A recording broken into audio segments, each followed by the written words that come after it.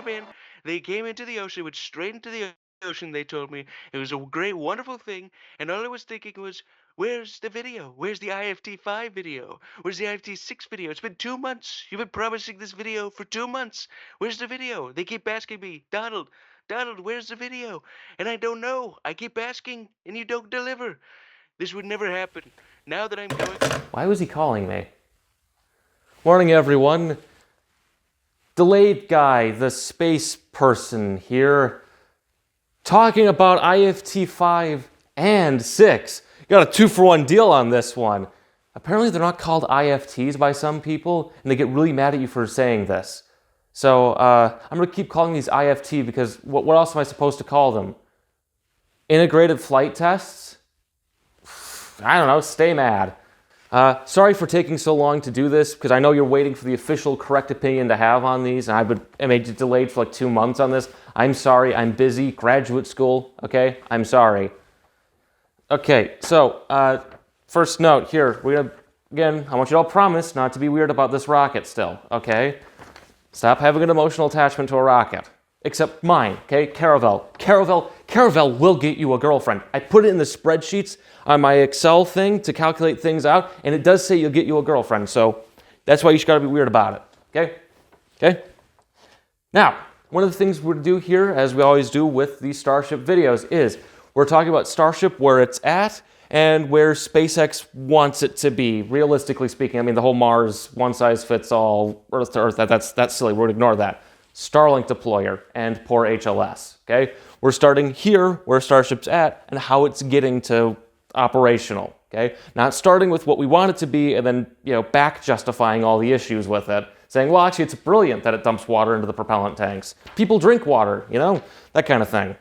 Oh, and on HLS, I want to make a quick note because sometimes this information gets talked about. So yes, SpaceX is going to get $3 billion from NASA to work on HLS, but that is milestone-based.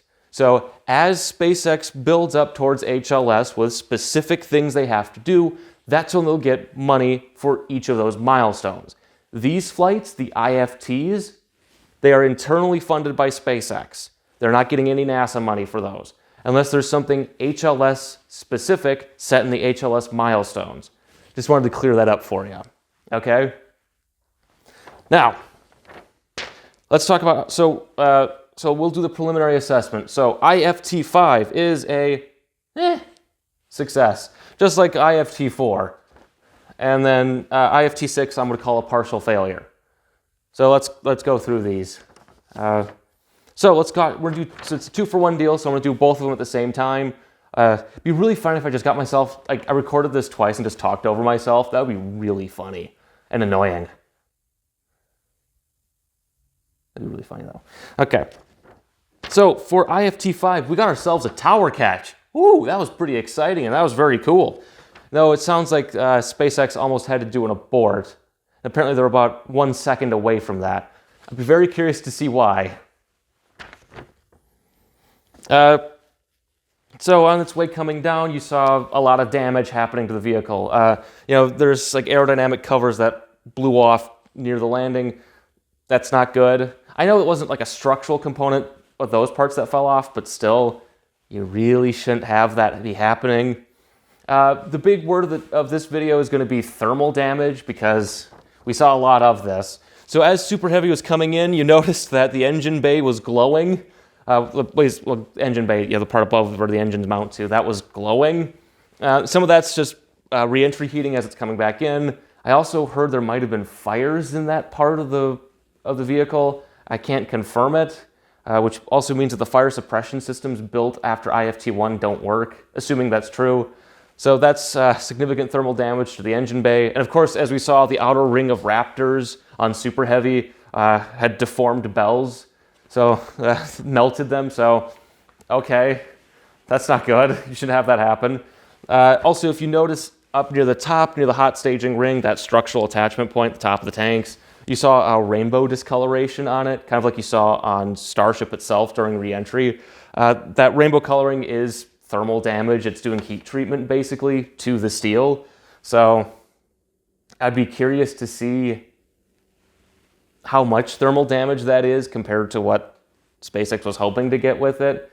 Because, yeah, it's going to undergo some heat treatment as it comes back in. It's a hot environment. It's going to mess with the steel a little bit. The problem is, if you do it too much, your airframe becomes useless and brittle. It melts and deforms, in a way that you don't want it to. So I'd be curious to see how much thermal damage they got versus what they wanted. So I think that's it for IFT-5. This also applies a lot to IFT-6. As you can see, not much to talk about. So IFT-6 had an aborted catch. Apparently the tower itself was damaged during ascent. This is why I'm saying this flight's a partial failure, because SpaceX knows already by now, because they've had 5 flights previously at the acoustic, thermal, wind environment around the launch site during a launch. People are noting that an antenna at the top of the tower was bent during the launch. So I'm assuming if that was it, it was damaged because of the launch. So that's where the partial failure comes from, because you know what the environment is like during the launch. You knew it could get damaged. So why are you letting this happen? So that's not good. Also, if you watch the video as Super Heavy is coming in, when you have one of the grid fin views, right, you see that there's the grid fin coming out, and then you see kind of the top of the vehicle, and you see an engine chill line hanging out the side that was torn out. That's not good. Parts shouldn't be falling off your vehicle still. You shouldn't be getting this much damage for this system. That's why these are called successes. Yeah, so parts are still coming off. Also, on IFT-6, it was noted that there was an underperformance of Super Heavy.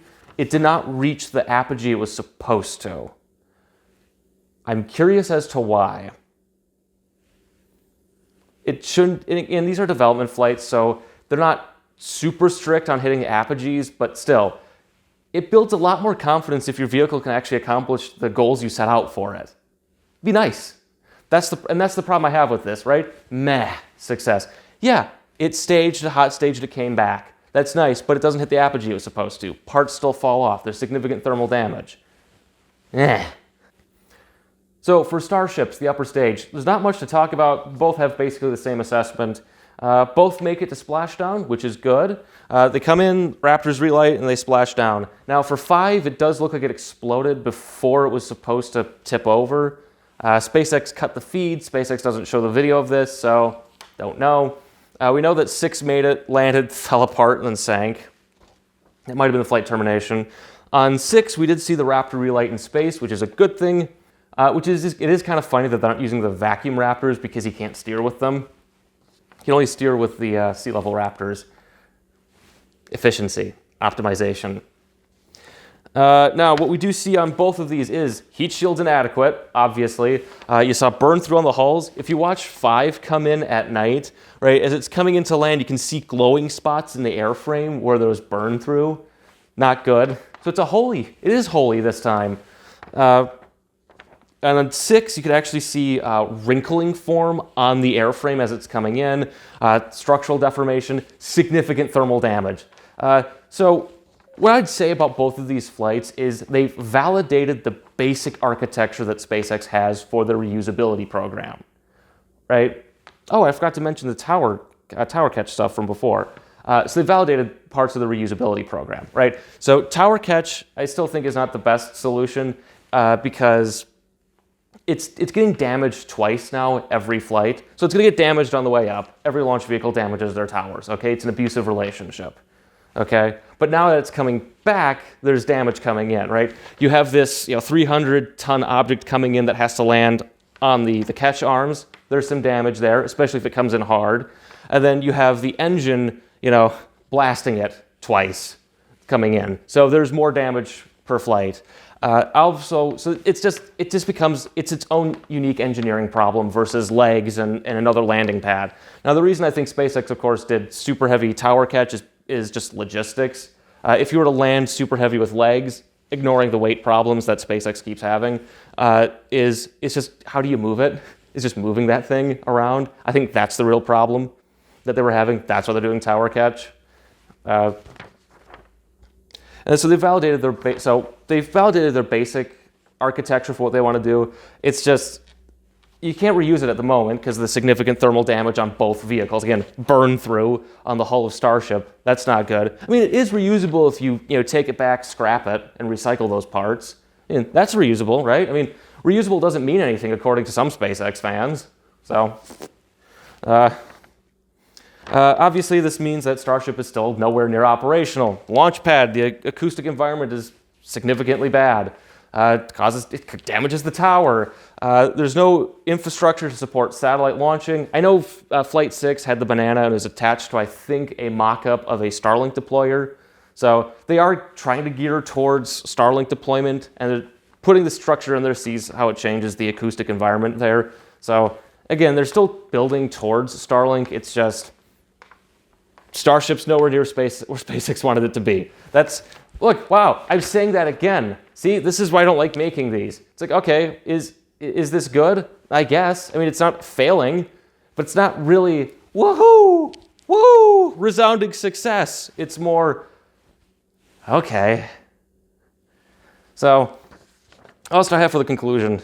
Yeah, again, my assessment still stands to this program. My confidence can get worse. I mean, these haven't exploded yet. They haven't had colossal failures since IFT-3, but it's still nowhere near ready. Again, SpaceX overestimated their ability to actually build, run, and develop this program, and we're seeing the consequences of it. Okay. Let's see. Oh, Raptor. That's the thing here I wanted to talk about kind of at the end. So Raptors haven't failed in flight since IFT-3, or was it IFT-4? There was one that turned off. So Raptor's still doing pretty good visibly. Now, obviously, SpaceX knows the full extent of how well Raptor is actually performing versus what they want it to perform as. We'll see as it goes. The dumping ice into the propellant tanks issue is still very present. It's just been pushed outside the current operational range. So as it flies more and goes on longer missions, we'll see what that does. We'll see how well that works. I mean, Raptor 3 still has that problem. We'll see those coming up soon eventually. Again, I don't need to keep repeating myself. Wow, this is great. Look, see what I said? Wow, cool. That's about it. Again, I don't see the need to keep repeating myself on this. You know what I'm going to say. I mean, you could probably make your own version of this on your own for fun. Please don't, that's weird. But I'm not going to do another Starship video until something interesting happens. So once they get farther along and start trying like orbital flights, maybe I'll do a video. Or if one of the next flights between now and then, I don't know, explodes or does weird things, we'll talk about it. But until then, be weird about Caravel. Been promising this video for 2 months. Where's the video? They keep asking me, Donald, where's the video? And I don't know. I keep asking, and you don't deliver. This would never happen. Now that I'm going back into the White House, I will make sure that your upload schedule will be adhering to that schedule. You know what they tell me? They keep saying, Donald, you're going to crash the economy with all of your tariffs. And I tell them it's going to be great. It's going to be huge. We're going to make big, beautiful boosters that'll go right back to the moon. That's what's going to happen. But first, you have to make the video. That's what they say. You have to make the video. So that's what I'm going to do. That's what I'm going to do. I'm going to make you do the video. I will get the Department of Justice. I will have the ATF come to your house and make you do the video. Okay.